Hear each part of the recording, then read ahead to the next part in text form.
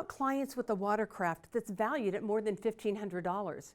For insureds that want more than the $1,500 coverage provided in Section 1 property for damage to their watercraft trailer and motors, a separate watercraft policy is needed.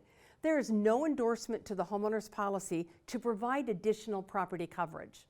For watercraft that is excluded for liability because of its type, length, and/or horsepower, liability coverage may be available by attaching the watercraft endorsement, HO 2475, to the homeowner's policy.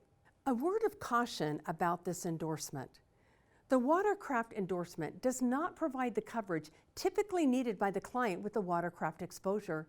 First, the endorsement does not provide coverage for physical damage to the scheduled watercraft. Therefore, coverage is still limited to the $1,500 special limit for watercraft. Second, the endorsement does not provide coverage for injury to an insured or someone who regularly resides in their household.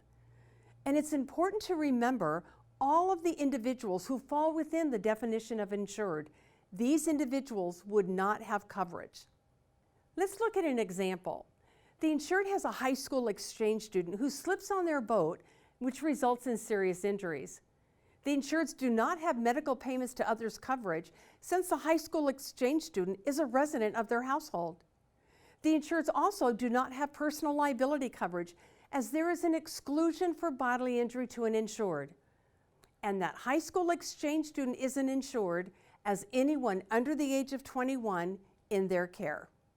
And finally, this endorsement does not provide uninsured or underinsured boaters coverage, which is an important coverage that clients need.